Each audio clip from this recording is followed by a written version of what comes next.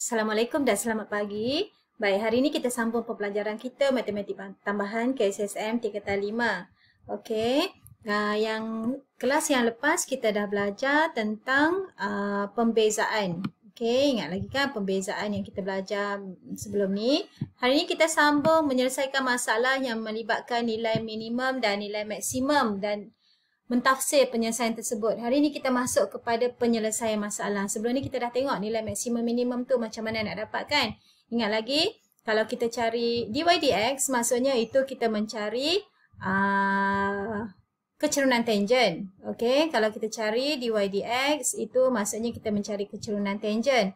Kalau kita mencari d kuasa 2 d kuasa 2y per dx kuasa 2 ini, kita bezakan kali kedua, kita boleh guna untuk menentukan persamaan ni kita dapat nilai y yang kita dapat tu maksimum ataupun minimum.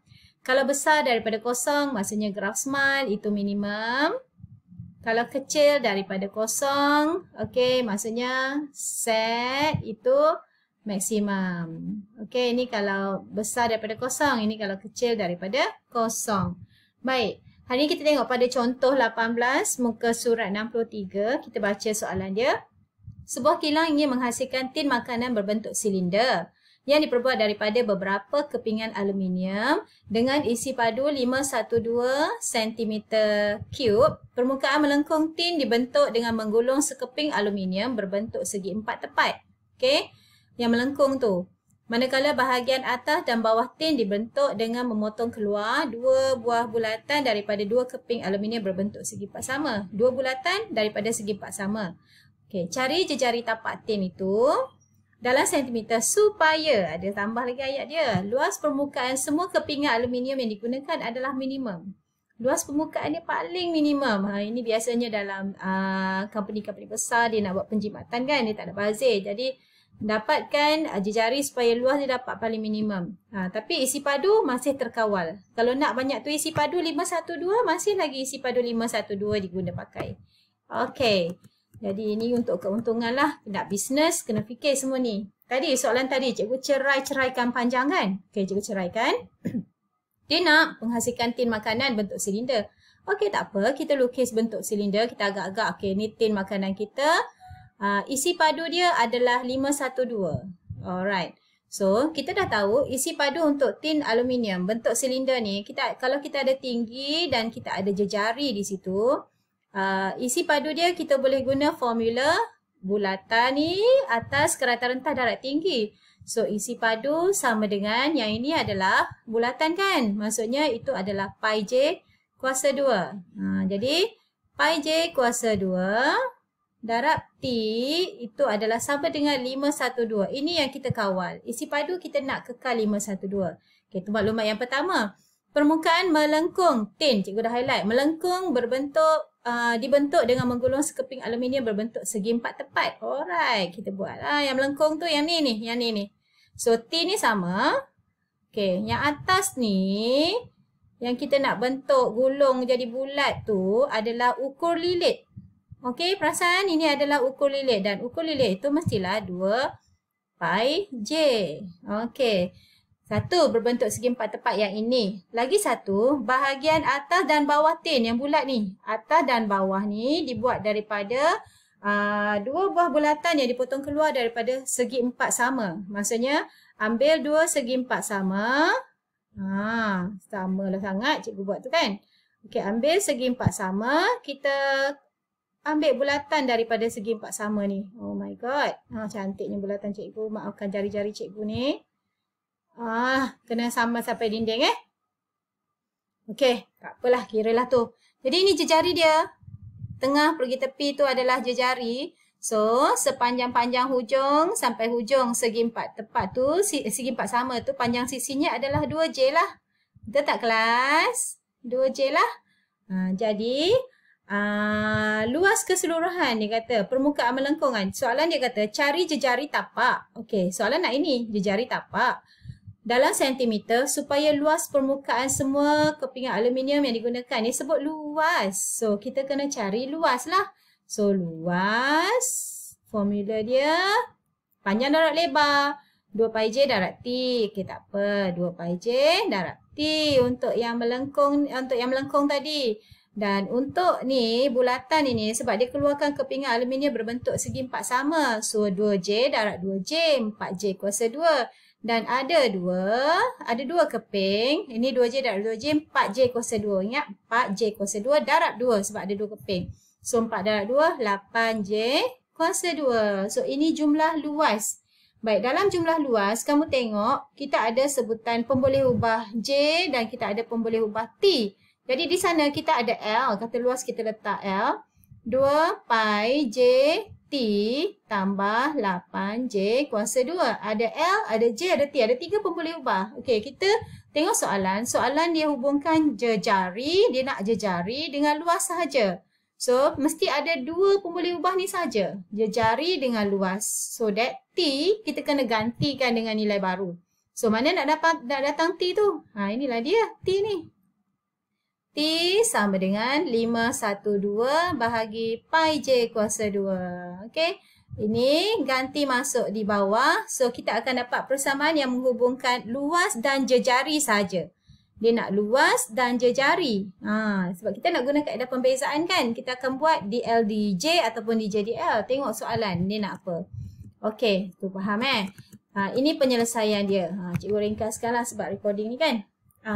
Isi padu tadi cikgu dah tunjukkan. Ini cikgu dah tunjukkan. Ini pun cikgu dah tunjukkan. Okey, sekarang ini ganti. Tadi yang pertama, ini yang kedua kan. Ini yang cikgu kata tak boleh ada 2 pemboleh ubah. L sama dengan 8J kuasa 2 tambah 2 pi J T. Tak boleh ada 3. Kena ada hubungkan luas dengan jejari saja. So T tu kita kena ganti ke dalam. Ini yang kita buat. Okey, 8J kuasa 2 tolak 2 pi J.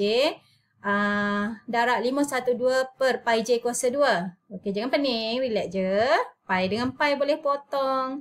Okey, dah tinggal 2 darab ke dalam. 512 ni 2 darab ke dalam. Dapat 1024. Pi dengan pi kita dah potong. Tinggal J pun dengan terpotong. Di atas ada 1, di bawah ada 1. Tinggal 1 je di bawah. So, yang lain biarkan dulu. Okey, lepas tu sebab dia berceritakan tentang maksimum minimum, betul tak? Kalau dia berceritakan tentang maksimum minimum, jadinya kita kena buat DL DJ tu.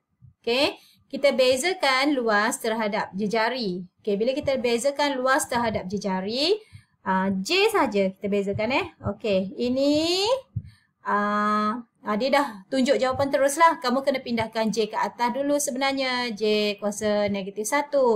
Kemudian bila bezakan negatif 1 darab 1024, kamu dapat negatif 1024. Lepas tu J negatif 1 tolak 1 dapat J negatif 2.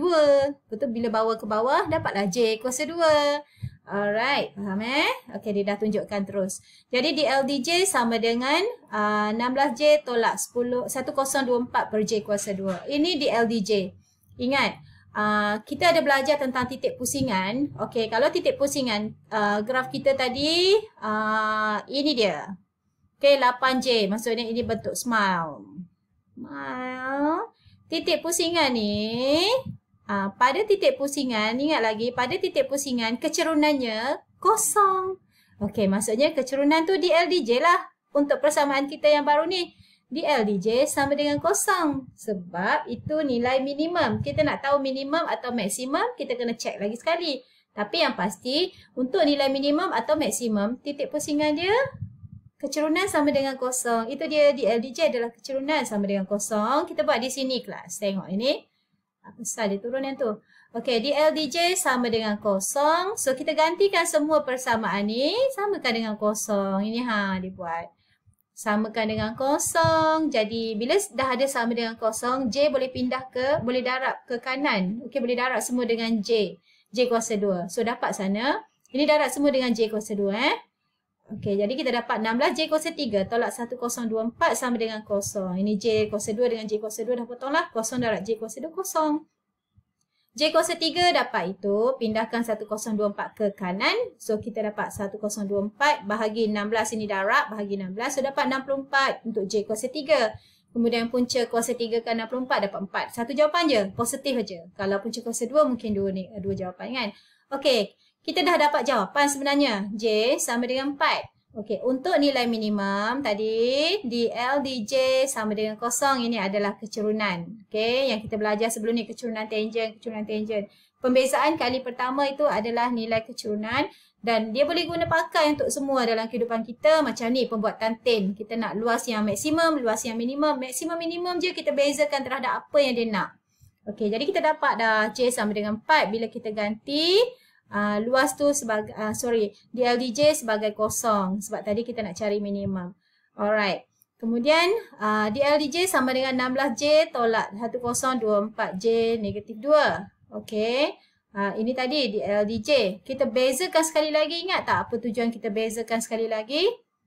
Okey, kita bezakan yang kali kedua ini, kita nak pastikan nilai yang kita dapat tu maksimum ke minimum. Okey?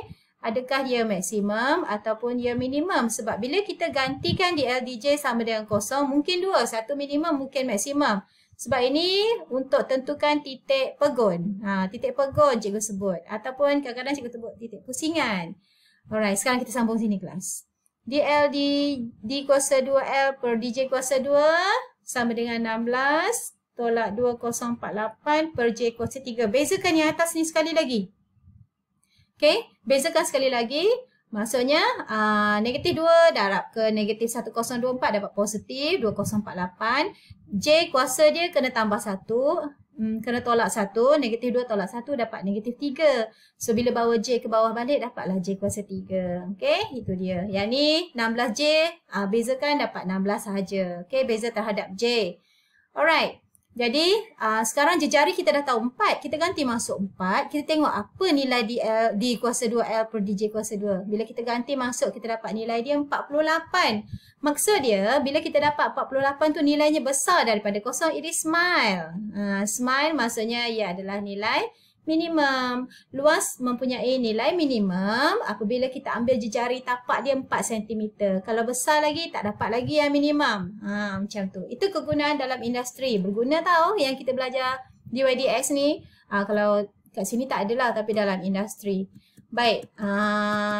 Ini pemahaman, tafsiran penyelesaian yang kita dah buat tadi. Kalau kita lakar graf tadi, graf L sama dengan 8J kuasa 2 tambah 1024J ni, graf luas yang dihubungkan dengan jejari sahaja tadi. Okey, kita dapat bentuk kuadratik ni. Kuadratik kan? A dia sama dengan 8. Okey, A sama dengan 8, kuadratik bentuk smile. Okey, kita lakar. Nilai minimum kita, X-nya adalah 4, iaitu mesti itu paksi Y-nya adalah luas, paksi X-nya adalah jejari. Pada jejari dia 4, luasnya adalah 384, nilai yang paling minimum. Dan graf kita bentuk smile. Ini nama graf kita. L sama dengan 8J kuasa 2. Itu yang kita faham. Kalau kita ambil 5, kalau kita ambil 6, dia tak jadi minimum lagi. Rugilah kalau kita bazirkan aluminium yang nak kita buat guna tin tu.